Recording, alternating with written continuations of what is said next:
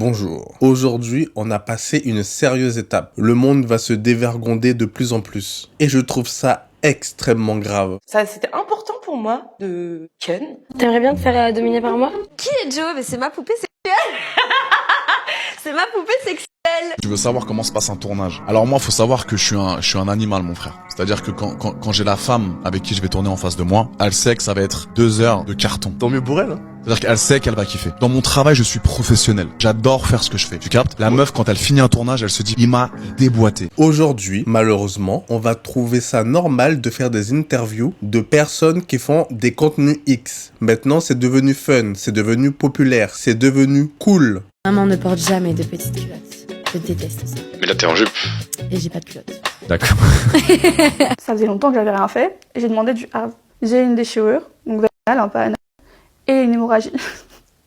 Elles viennent faire leur pub sur tous les réseaux. TikTok, YouTube, Instagram. Parce que avant, c'était un petit peu dans le secret. Elles se cachaient, on va dire, un minimum. Il fallait réellement aller chercher le contenu. Il fallait s'y intéresser. Alors que maintenant, on peut tomber sur ce type de contenu totalement par hasard. Et on ne va même pas parler de TikTok où tu peux taper n'importe quelle recherche. Et dans les premières vidéos, tu vas voir des personnes très dénudées. Tu vas voir du contenu un peu olé olé. Tu peux chercher une recette de cuisine pour les pâtes. Tu défiles un peu et hop, tu tombes sur une vidéo comme ça. Aujourd'hui, personne n'est épargné sur les réseaux. C'est pour ça que je dis, vos enfants, il va falloir leur donner accès aux réseaux très très tard pour les protéger. Parce que maintenant, ce type de contenu est devenu banal. On fait des interviews comme si c'était des influenceurs traditionnels qui faisaient soit de la cuisine, du jeu vidéo ou du make-up. Ça peut carrément combiner les deux aujourd'hui. On peut avoir des propos, mais waouh! Moi, 100K, je mange. Là, je monte, je te fais une demande de 100K. Oui, je suis dessus, allez. J'adore le moi. Je suis tombé sur une vidéo où une fille disait que la dignité avait un prix. Alors bon, on sait très bien que pour l'argent, certaines personnes peuvent faire énormément de choses. Mais manger du caca, peu importe le prix, je suis désolé, c'est non merci. Normalement, devant les caméras, on ne peut pas dire ce genre de choses. On est censé avoir honte. Alors que là, non, la honte a totalement disparu. Maintenant, c'est celui qui est un petit peu plus réservé, c'est celui qui n'a pas envie forcément de parler de ça, qui est devenu ringard. Le garçon ou la fille qui se préserve, c'est devenu has-been. On doit forcément parler de X aujourd'hui. Et là, les influenceuses qui sont en train d'arriver, elles sont sans filtre. Mais vraiment. Parce que les gens s'abonnent, parce que les gens leur envoient de l'argent, parce que les gens leur demandent des photos de leurs pieds. Ils ou elles sont fiers d'affirmer qu'ils ont plus de 200, 300 partenaires. Bon, 300, 500 si on compte les plans. Ah oui, c'est quoi ton nombre de partenaires, ton body count? On est dans les 4. 400. C'est devenu tendance. Elles viennent faire leur pub pour ensuite aller sur les plateformes comme Mime et Only. Attention, il n'y a pas que des femmes, hein. Il y a aussi des hommes. On va prendre Adé Laurent, qui vient sur des plateformes assez jeunes comme TikTok, faire le show, promouvoir ses vidéos X et appâter comme ça le plus de personnes. Et ils savent très bien qu'il y a des gens assez jeunes qui vont aller voir ce type de vidéos. Aujourd'hui, c'est trop accessible, mais vraiment trop. Adé Laurent, il est considéré comme quelqu'un de cool, gentil, limite le bon gendre, malgré son contenu. Et c'est ça qui est effrayant, en vérité. C'est carrément une idole des jeunes. C'est carrément un exemple à suivre. L'autre, elle dit qu'elle joue avec des objets. Ah, tu prends un concombre et puis tu te fais du bien avec. On a une autre qui drague la personne qui fait l'interview de manière sauvage. On mange la sucette de Manoa.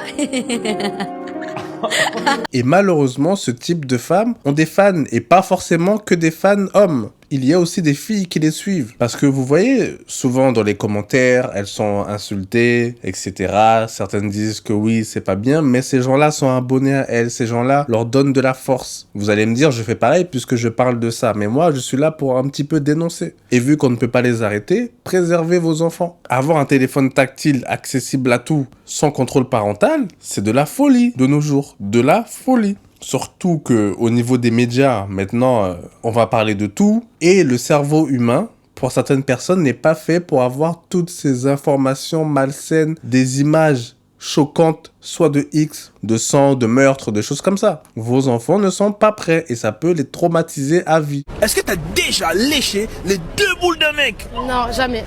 Dis-moi, est-ce que t'es vierge? La bête de question.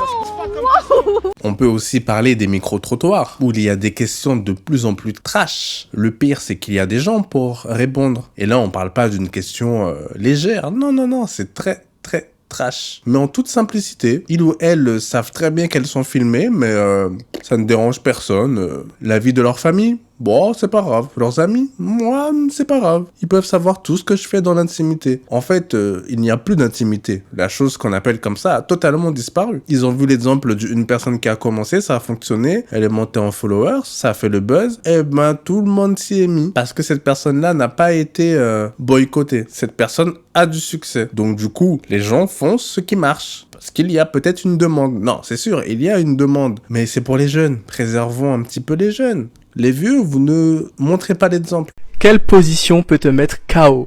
Ouais, là, c'est un peu gore comme question, quoi. T'as des interviews sur des pervers narcissiques. T'as des interviews sur des vieux qui aiment les... Vous m'avez compris? Même si cette vidéo a été enlevée, je suis désolé, mais... faut se renseigner pour savoir qui on invite avant. Surtout que cette personne a parlé de choses assez graves. Inviter un meurtrier, c'est même pas choquant aujourd'hui. On est dans un monde de fous. Et ne laissez pas TikTok aux jeunes enfants. N'allez pas croire qu'il n'y a que de la danse. Là-bas, il y a une propagande, mais c'est affolant. Apparemment, ils veulent changer leur politique, être un peu plus strict, ok, mais pour l'instant, j'ai rien vu. Aucune amélioration. Et même vous, les gens un peu plus grands, essayez d'y aller le moins possible. Parce que vous ne pouvez ne pas avoir d'envie, aller sur la plateforme, scroller, et ça vous prend, parce que vous allez voir des images, parce que c'est les vidéos qui fonctionnent le mieux. Donc, même si vous ne recherchez pas ça, même si vos pourtois sont assez safe, à un moment donné, au bout du 50e scroll, vous allez tomber dessus. Que ces interviews soient faites sur des plateformes un peu plus sécurisées, où on a un peu plus de mal à y accéder, ok, mais là, ça devient banal, tout le monde commence à s'y mettre, ça devient de plus en plus génial, et ça, c'est un gros problème. Ciao. Elle m'a eu comme un lapin, mon cerveau ne sert plus à rien.